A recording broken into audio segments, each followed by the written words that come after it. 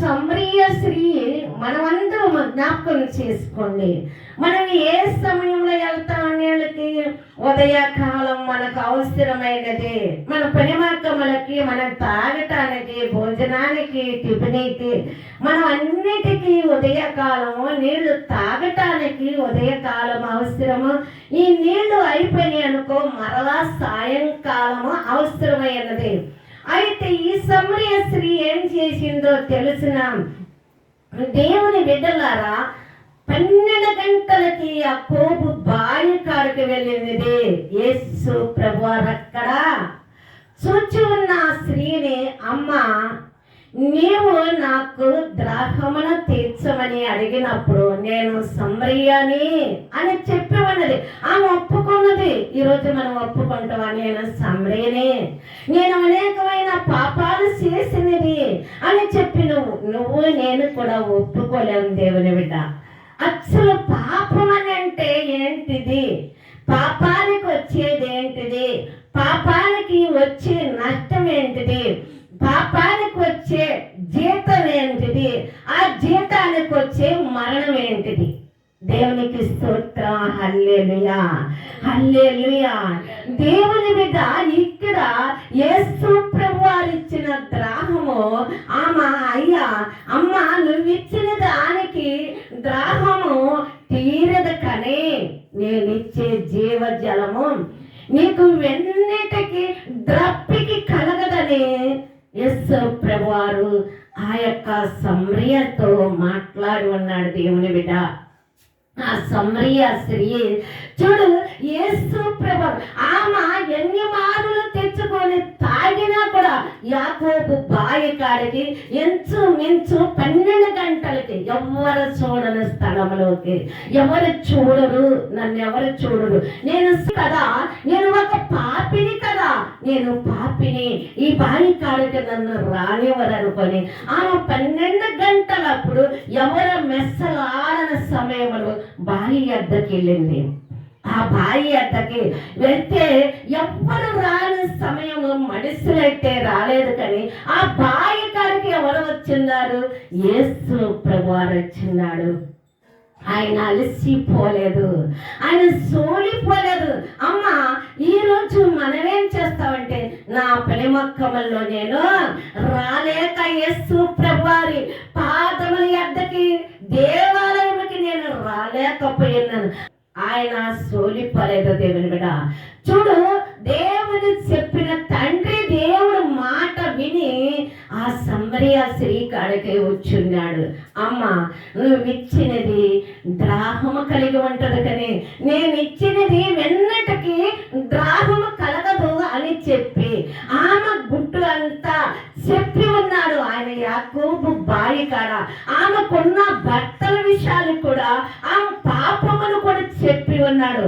ఆమె చెప్పినది, ఇదిగో నేను గుట్టుగా చేసినది ప్రతిదీ కూడా, ఇదిగో ఆ యేసు వచ్చి ఉన్నాడు, ఆయన వచ్చి నా గుట్టంతా బయట పెట్టాడు అని చెప్పి దేవుడు చెప్పిన ప్రతి మాట మరి ప్రజలకి ప్రకటించబడి ఉన్నది. చూడండి దేవుని బిడ్డలారా, ఆ సమరయ స్త్రీ ఎంత సాక్ష్యం ఇస్తుందో. దేవుడు ఇదిగో సమరయ స్త్రీ ఎంతమంది భర్తలు ఉన్నా, ఎన్ని పాపములు చేసినప్పుడు కన్నా తన అక్కడ తీరలేదు, తన ద్రాహం తీరలేదు. దేవుని బిడ్డ దేవుడు ఇచ్చిన జీవజలానికి తృప్తి కలిగి ఉన్నదని ఈరోజు ఒక సమరయ స్త్రీ ద్వారాగా మనము తెలుసుకుంటున్నాం. దేవుని బిడ్డ, నీ పాపమును ఎప్పటికైనా, నీ గుట్టు నీ రట్టు సమస్తం దేవుడు ఏదో ఒక రోజు నీకు చెప్పక మానడు. ఆయన నీది సమస్తము కూడా చెప్పగలిగిన, అయ్యా నేను సమరయ స్త్రీలని ఒప్పుకున్నది.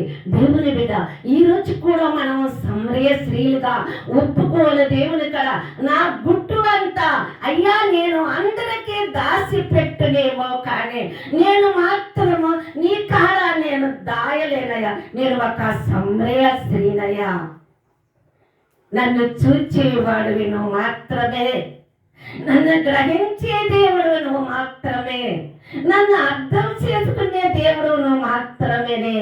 ఈ సమరయ స్త్రీ చూడండి, ప్రభువు అర్థం చేసుకునేవాడు. దేవుడు కాడ సమస్తం చెప్పి ఒప్పుకోబడి ఉన్నది.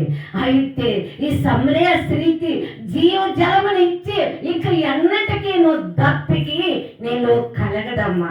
ఈ జీవ జలము నా యందు కలిగి ఉన్నది, ఈ జీవ జలమును నేను నీకు ఇస్తున్నానని చెప్పి ఆమెని జీవ జలములో తృప్తిపరుచున్నాడు. దేవుని బిడ్డ, ఈరోజు నువ్వు నేను సమరయ స్త్రీలుగా ఉన్నామేమో, కానీ యేసు ప్రభువారి కాడ ఒక జీవ జలం ఉందని తెలుసుకోవాలని కూడా, ఆ జీవ జలము మనం తాగినప్పుడు మనమే కాదు మన బిడ్డలకి కూడా జీవ జలము, మనమే కాదు మనకందరికీ కూడా జీవ జలము తృప్తిగా సమృద్ధిగా మరి కలిగి ఉంటుందని కూడా ఈ సమరయ ద్వారాగా మనం తెలుసుకుంటున్నాం.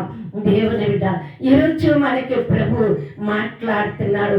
ప్రభు మాట ఎంత గొప్పదైందో, ఆయన జీవ జలం ఎంత గొప్పదైందో తెలుసుకో. దేవుని బిడ్డ, ఎన్నటికైనా ఎవరైనా ఈ సమరయ స్త్రీ తృప్తి పడలేదు కాబట్టి ఇవాళ నువ్వు నేను ఒక్కవేళ లేని వెడల పాపానికి మనం చేయబడుతున్నామేమో, అయితే దాంట్లో ఈ సమరయ ద్వారాగా తృప్తి లేదని మనం తెలుసుకున్నాం. మరి ఈరోజు ఈ సమరయ ద్వారాగా ఈ జీవ జలమని మనకి యేసు ప్రభువారు ఇచ్చివాడున్నాడు, తృప్తిపరచువాడున్నాడని. దేవుని బిడ్డ, దేవుని ఎదుట నీవు కలిగి ఉంటే నిన్ను తృప్తిపరిచేది ఏది కాదు. కానీ నీకు ఎంత ఉన్నప్పటికైనా, ఎందరూ ఉన్నప్పటికైనా, ఎందరూ నీకు ఉన్నప్పటికైనా, అయితే దేవుని బిడ్డ నిన్ను తృప్తిపరచలేరు, నీ దాహమును తీర్చలేరు, నీ ఆకల తీర్చలేరు. నిన్ను నిందించుటకు, నిన్ను అవమానం చేతికే కలిగి ఉంటారు. కానీ యేసు ప్రభువారు ఈ సమరయని ఏం చేశాడు? యాకోబు బాయి కదా అవమానం చేయదు. అమ్మాను పాపిని నా ఎద్దకు రాక ఈ బాయి కాడికి కూడా ఎవరు లేకుండా నువ్వెందుకు అంటుకుంటున్నావని యేసు ప్రభువారికి కూడా గద్దించలేదు. దేవుని బిడ్డ ప్రేమించాడు కదా, నన్ను కూడా ఈరోజు ప్రేమించుతాడని నువ్వు నేను కూడా మాట్లాడించాలి. దేవుని కాడ మాట్లాడలు ఇవ్వాలి. దేవుని కాడ దేవుని బిడ్డ నీ దుఃఖము దేవుని బిడ్డ కన్నీళ్లతో ప్రార్థన చేయి. నీ కన్నీళ్లు లేని ప్రార్థన, చెరువులో నీళ్లు లేకపోతే ఏ విధముగా చెరువు ఎండిపోయి ఉంటుందో, నీ కన్నీళ్లు లేని ప్రార్థన కూడా ఈ చెరువు లేనట్టుగానే ఉంటదని నువ్వు తెలుసుకుంటే, కన్నీటితో నీ పాపము కొరకు, నీ బిడ్డల పాపాల కొరకు, నీ యొక్క జీవితము కొరకు, నీ బ్రతుకు దినముల కొరకు దేవుని బిడ్డ నువ్వు తెలుసుకొని నీవు మోకరించి కన్నీటితో ప్రార్థన చేయి. కన్నీటితో అడుగు, కన్నీళ్లతో ఆయన పాదముల కడుగు, ఆయన పాదముల శుద్ధి చెయ్యి. ఆయన సిలువు నీ వైపున చూచుచున్నది. నీ కోసమే ఆ ప్రభువు రక్తము కార్చి ఉన్నాడు. దేవుని బిడ్డలారా, మన బిడ్డల పాపులే దేవుడు క్షమించి కడగబడిన వాడు నీ బిడ్డల కొరకు ఏమి చెప్పి ఉన్నాడంటే, నా కొరకు వేడవక మీ కొరకు, మీ బిడ్డల కొరకు వేడ్చుకోమని ప్రార్థించి అడిగి ఉన్నాడు. దేవుని బిడ్డ, ఆయన ఏమి చేశాడంటే ఆ ప్రార్థన జీవితంలో నా కొరకు వేడవకండి, మీ కొరకు, మీ బిడ్డల కొరకు, మీ బిడ్డల కొరకు తెల్లవారు లేవండి. అయ్యా నా బిడ్డలని నీ వైపున తిప్పుకో, నువ్వు మార్చుకయ్యా. నేను మారవలేను, ఒక కన్న తల్లిని నేను మార్చుకోలేనయ్యా. నేను నా బిడ్డలు నా మాటలు అంగీకరించట్లేదయ్యా, నా మాటలకి లోపడలేకపోతున్నారు, నన్ను అయ్యా ప్రేమించలేకపోతున్నారు. ప్రభువా, నా బిడ్డలని నీ వైపున మలుచుకో, నా కుటుంబాన్ని మలుచుకో, నా గృహములో అయ్యా ప్రార్థించే పిల్లలుగా నువ్వు సిద్ధపరచుకయ్యా, నీ పార్టీలుగా వాడుకో అని చెప్పి నీవు తెల్లవారి సమయంలో నీవు నీ బిడ్డల కొరకు కన్నీటితో ప్రార్థన చేస్తావు. దేవుని బిడ్డలారా, ఆ ప్రార్థన జీవ జలమయ్యి దాహమును తీర్చగలిగిన దేవుడు నువ్వు ఒకవేళ మరి కన్నీటి లేని ప్రార్థన, ఇదిగో ఎండిపోయిన చెరువు లాంటిదో నీ ప్రార్థన కూడా. కన్నీరు లేనప్పుడు దేనికి కూడా జవాబు రాదు, దేనికి కూడా తృప్తి కలగదు, దేని ఎందుకు కూడా నీకు కలిగి ఉండదు. దేవుని బిడ్డలారా, తృప్తి పొంది ఉండాలంటే, మనకి తృప్తిగా ఉండాలంటే ఈ యొక్క చెరువు నీళ్లు మనల్ని తృప్తిపరుస్తున్నది. నీ కన్నీరు కూడా అలాగా నీ యొక్క కన్నీటి ప్రార్థన కూడా నీ బిడ్డలను మనస్సు కలిగి ఉంటది, నీ బిడ్డలని ప్రేమించగలిగి ఉంటది. ఏ ఒక్క పట్టు కూడా దేవుని మీద, ఆయన పాదముల మీద నీ బిడ్డల కొరకు నీవు కన్నీళ్లు పోసినప్పుడు అది భూమి మీద పడదు, ఆయన పాదముల మీద పడి ఉంటాయి. కన్నీరు పట్టు ఏ ఒక్కటి కూడా వ్యర్థము కాదు. ఈ చెరువులో నీళ్ళు ఎంత తొలిస్కలాడుతున్నదో నీ ఇంటిలో ఈ కన్నీరు ప్రార్థన అంత మరి నీ బిడ్డలని సమృద్ధి పరిచి ఉండదు. నీ ప్రతి అపాయముని ఉపాయముగా తప్పించబడతాడు. దేవుని బిడ్డ ఏ అపాయానికి కూడా నీ బిడ్డల మీదకి రానివ్వడు. నీ తల్లి ప్రార్థన బిడ్డలని రక్షించబడి ఉంటది.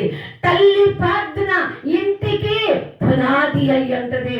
తరతరము కూడా ఆ తల్లి కన్నీళ్లు, ఈ చెరువులో నీళ్లు ఎట్లా తొనికిస్కలాడుతుందో అలాగా నీ ప్రార్థన ఎక్కువ వందన కన్నీటి ప్రార్థన అలాంటిగా మరి తొనికిస్కలాడేగా ప్రార్థనగా నీవు నీ బిడ్డల కోసం, నీ కష్టాల కొరకు, నీ పాపాల కొరకు, నీ జీవితం కొరకు, నీ బిడ్డల పాపాల కొరకు దేవుని యొక్క పాదాల మీద నీవు సమర్పించబడితే ఏ మాత్రం వ్యర్థం కాదని ఈరోజు ఒక సమరయ దూడగా మనం తెలుసుకున్నావు.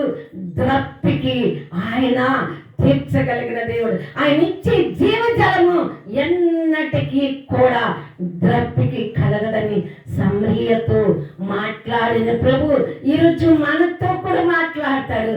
ఆకాశము సింహాసనము, ఆయన భూమి పాదపీఠకమన్నాడు.